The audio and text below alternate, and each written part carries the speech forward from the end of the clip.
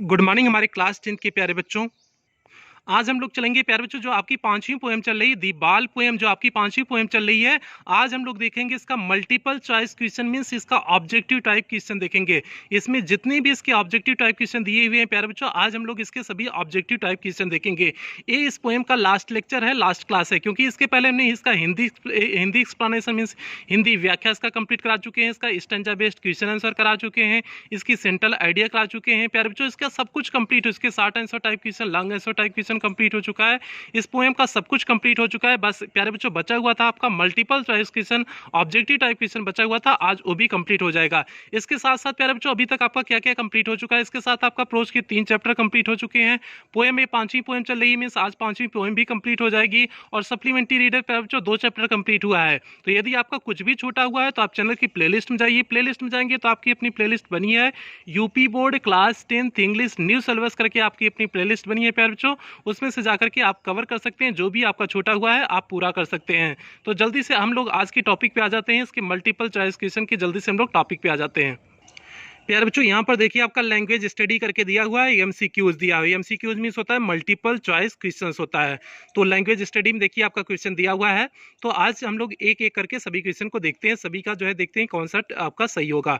तो पहले क्वेश्चन पे चलने से पहले जो भी बच्चे चैनल पे पहली बार आए हैं, चैनल को सब्सक्राइब कर लेंगे, वीडियो को लाइक कर देंगे और क्लास 10 के सभी बच्चों में शेयर और करेंगे प्यारे बच्चों, ये आपकी जिम्मेदारी है।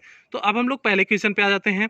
पहला क्वेश्चन क्या है, how are the boys eyes, उस बच्चे की आंखें कैसी थी। तो प्यारे बच्चे आंखें कैसी थी, सीधे दिया हुआ था डिस्प्रेट आईज थी ना, निराश आंखें थी ना, सीधे उसमें आपका लाइन दिया हुआ था, जो है तीसरे पैराग्राफ थी, शायद तीसरे स्टैंजा में सीधे लाइन दिया हुआ था कि उसकी आंखें कैसी थी, डिस्प्रेट जो है आईज थी, सीधे डिस्प्रेट वर्ड का यूज किया गया था। तो क्या हो जाएगा, डिस्प्रेट मीन्स होता है निराश, उसकी आंखें जो है बॉल खोने के बाद क्या थी, निराश थी। तो क्या हो जाएगा, ब्रिलियंट भी नहीं है, डल भी नहीं है, ऑल ऑफ दी अबव भी नहीं है। तो कौन सा सही हो जाएगा प्यारे बच्चों, आपका पहले का सी वाला सही हो जाएगा। फर्स्ट का कौन सा सही हो जाएगा, सी सही हो जाएगा आपका।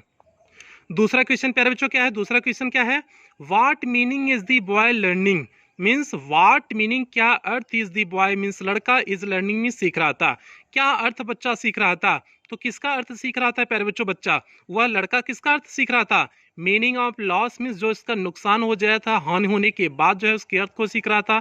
मीनिंग ऑफ लाइफ जीवन के मतलब को समझ रहा था। मीनिंग ऑफ प्लेइंग मीन्स खेलने का मतलब समझ रहा था।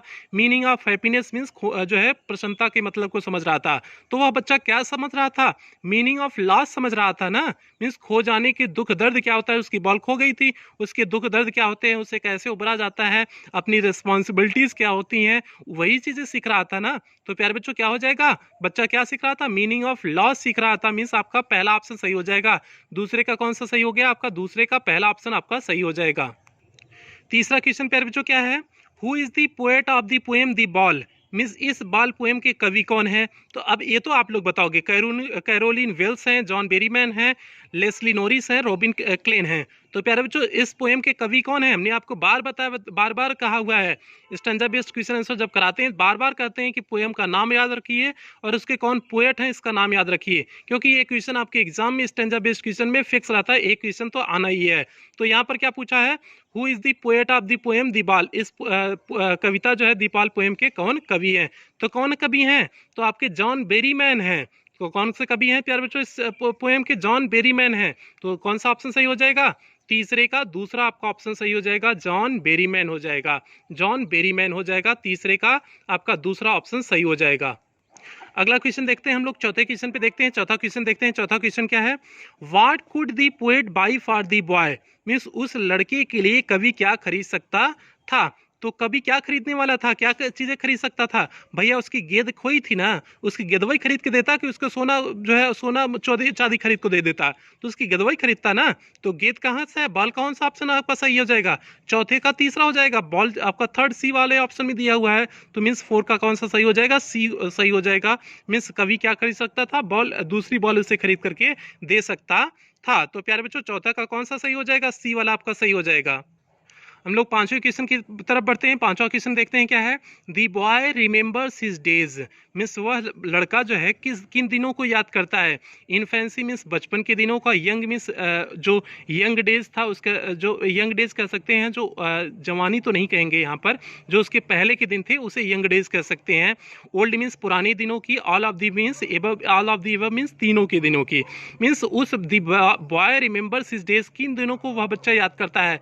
तो प्यारे बच्चों जो सीधे उसमें लाइन दिया हुआ था, सीधे देता है कि यंग डेज की याद करता है। वहां तो न तो इन्फेंसी देता है न तो ओल्ड देता है। ओल्ड भी अगर ऑप्शन यंग नहीं दिया होता तो ओल्ड भी सही हो सकता है, ओल्ड एज को याद करता है कहीं ना कहीं, लेकिन उसमें सीधे जो है लाइन दिया हुआ था, यंग डेज दिया हुआ था, अपने यंग डेज को याद करता है जब वह उस बॉल के साथ खेला हुआ था। तो उस बात को उसने सीधे यंग शब्दों के साथ यूज किया हुआ है, तो इसलिए इसमें जो है कौन सा ऑप्शन सही हो जाएगा, 5 का बी सही हो जाएगा। मीन्स 5 का आपका कौन सा सही हो जाएगा प्यारे बच्चों, बी वाला आपका ऑप्शन सही हो जाएगा। अब हम लोग बढ़ते हैं छठवें क्वेश्चन की तरफ बढ़ते हैं। छठवां क्वेश्चन देखते हैं क्या है। What does the poet say about this world is made of.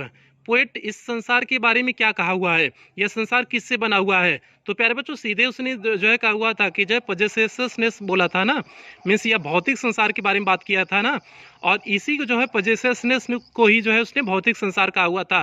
तो आपका ऑप्शन कौन सा सही हो जाएगा, पहला ही आपका ऑप्शन सही हो जाएगा, फर्स्ट आपका ऑप्शन सही हो जाएगा प्यारे बच्चों, क्योंकि उसने शब्द क्या यूज किया था, वर्ड ऑफ पजेसेशंस यूज किया था। पजेसेशंस, पजेसेशंस वर्ड का प्रयोग किया हुआ था, सीधे वो यूज किया था। आपका स्टैंजा में आप देखोगे तो सीधे दिया हुआ है वर्ल्ड ऑफ पजेसेशंस, मीन्स क्या हो जाएगा, भौतिक संसार। इसी को सीधे उसने बोला था, भौतिक संसार कहा हुआ था। ठीक है, what does the poet say about this world is made of, यह संसार किससे बना है, तो सीधे क्या हो जाएगा, वर्ल्ड ऑफ पजेसेशंस हो जाएगा, मीन्स कह सकते हैं कि भौतिक संसार। तो आपका पहला ऑप्शन सही हो जाएगा। छठवें का कौन सा सही हो जाएगा, फर्स्ट आपका ऑप्शन सही हो जाएगा। सातवें क्वेश्चन की तरफ हम लोग प्यारे बच्चों बढ़ते हैं। सातवां क्वेश्चन क्या है, where has the boy lost his ball. वह बच्चा अपनी गेंद को कहाँ खो दिया था। तो प्यारे बच्चों बताओ कहाँ गेंद को खोया हुआ था। इन दी स्कूल, स्कूल में खोया था। इन दी फायर मीन्स आग में खोया था। इन दी वाटर मीन्स पानी में खोया था। एट होम मीन्स घर पे खोया था। तो प्यारे बच्चों सीधे उसमें दिया हुआ था कि उसकी बॉल कहाँ चली गई थी, पानी में चली गई थी। हार्बर वर्ड का भी यूज किया था, हार्बर क्योंकि बंदरगाह होता है, बंदरगाह के नजदीक गई थी, पानी में चल गई थी। तो प्यारे बच्चों क्या हो जाएगा, इन दी वाटर हो जाएगा। सातवें का कौन सा ऑप्शन सब सही हो जाएगा, सी वाला सही हो जाएगा, क्योंकि उसकी गेंद कहाँ खोई थी, पानी में चली गई थी, तो पानी में खो गई थी। तो सातवें का कौन सा ऑप्शन सही हो जाएगा प्यारे बच्चों, आपका सातवें का सी वाला आपका ऑप्शन सही हो जाएगा। आठवें क्वेश्चन की तरफ प्यारे बच्चों बढ़ते हैं। आठवां क्वेश्चन देखते हैं क्या है। How does the boy feel when he loses his ball. जब वह बच्चा अपनी गेंद को खो दिया था तो वह कैसा महसूस कर रहा था। एक क्वेश्चन नंबर 8 है। तो प्यारे बच्चों वह कैसा महसूस कर रहा था, एकदम रिजिड हो गया था, दृढ़वत हो गया था ना, कांप रहा था ना, तो वही चीजें वह महसूस कर रहा था। इसमें ऑप्शन क्या दिए हुए हैं, कंफ्यूज मीन्स दुविधा से था। सेकंड मीन्स एकदम जो है परेशान हो गया था, जो है एकदम उदास हो गया था। सेकंड मीन्स उदास हो जाना, उदास हो गया था। ट्रम्बलिंग मीन्स कांप रहा था। All of the above means in तीनों सही है। इसमें से all of the above means तीनों सही है। या फिर प्यारे बच्चों इसमें जो वर्ड यूज किए हुए थे, ट्रम्बलिंग वर्ड का यूज किए हुए हैं।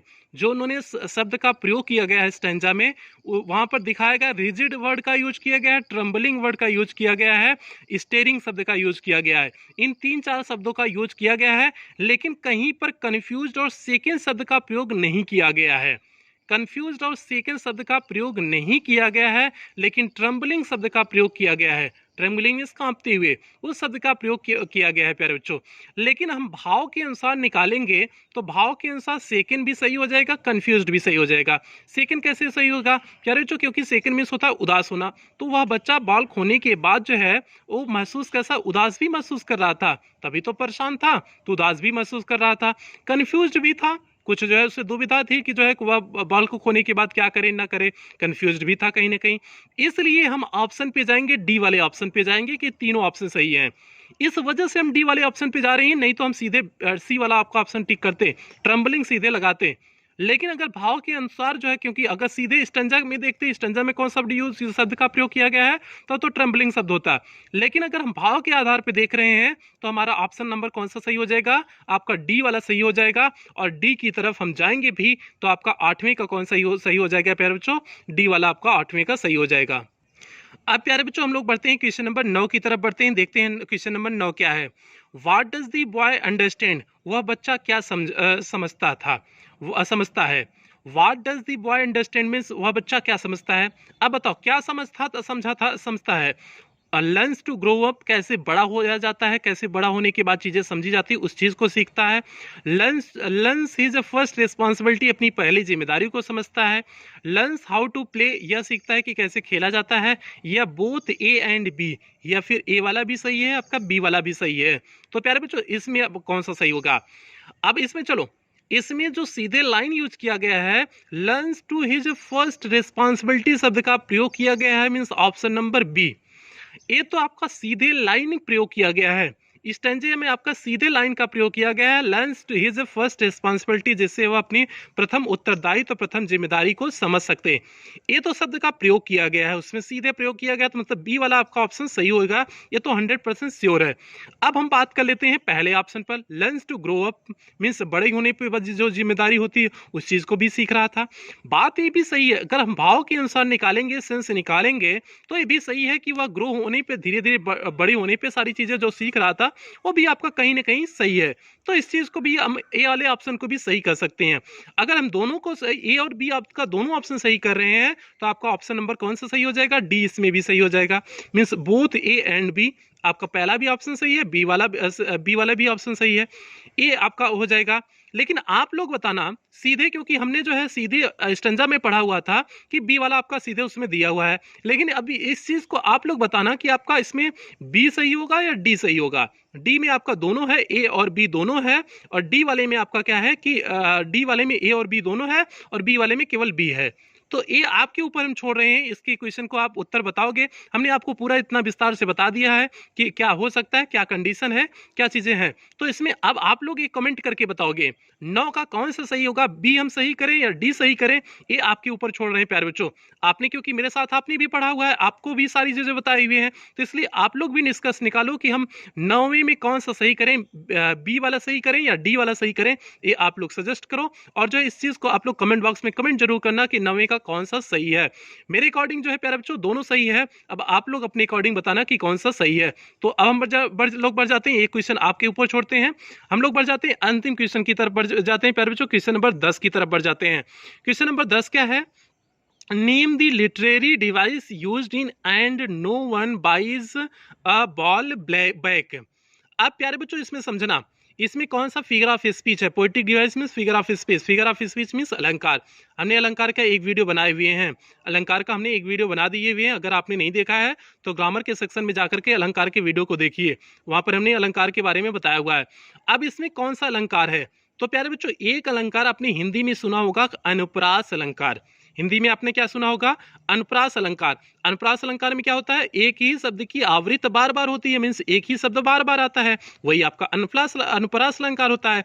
प्यारे बच्चों उसी अनुप्रास अलंकार को इंग्लिश में कहते हैं एलिटरेशन। उसी को इंग्लिश में क्या कहते हैं? एलिटरेशन कहते हैं। एलिटरेशन मीन्स क्या होता है? अनुप्रास अलंकार होता है।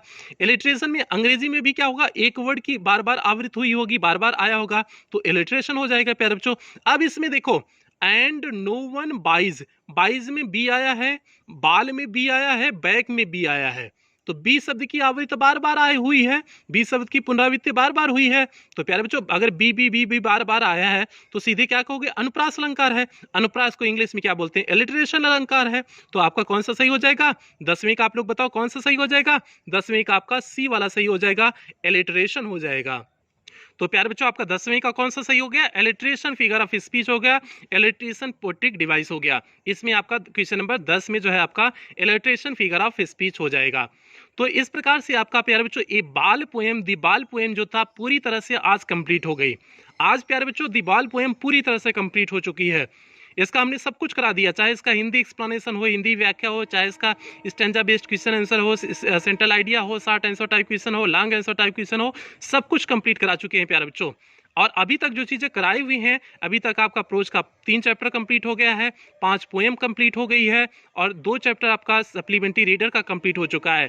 तो यदि आपका इसमें से कुछ भी नहीं पूरा है तो आप चैनल की प्लेलिस्ट में जाइए, प्लेलिस्ट में आपकी प्लेलिस्ट बनी है UP board class 10 English new syllabus करके आपकी प्लेलिस्ट बनी है। उसमें से जाएंगे आपको सारी क्लासें अप्रैल से जितनी क्लासें अभी तक हुई हैं सारी A to Z क्लासें आपको प्यारे बच्चों मिल जाएंगी। तो वहाँ से आपका जो भी छूटा हुआ है आप कंप्लीट कर सकते हैं। तो प्यारे बच्चों आज के सेशन को यहीं समाप्त करते हैं, आज की क्लास को यहीं समाप्त करते हैं। अब मिलते हैं कल जो है एक नए चैप्टर के साथ मिलते हैं। और नया चैप्टर आपका कौन सा होगा जो है प्यारे बच्चों आप कमेंट करके बताना आपका नया चैप्टर कौन सा हो सकता है, सप्लीमेंट्री हो सकता है या प्रोज का चैप्टर हो सकता है, कमेंट करके बताना। और कल आपको नया चैप्टर का मिल जाएगा जो है हिंदी एक्सप्लेनेशन, कल नए चैप्टर को मिल जाएगा। अब कौन सा नया चैप्टर है वो आप लोग गेस करके बताना। मिलते हैं प्यारे बच्चों, कल की क्लास मिलते हैं, तब तक आप लोग अपना ध्यान रखिएगा, अपने परिवार का ध्यान रखिएगा। लव यू ऑल प्यारे बच्चों। और हाँ, जो बच्चे चैनल को सब्सक्राइब नहीं किए चैनल सब्सक्राइब करेंगे, सभी बच्चों में वीडियो को शेयर करते हैं। लव यू प्यारे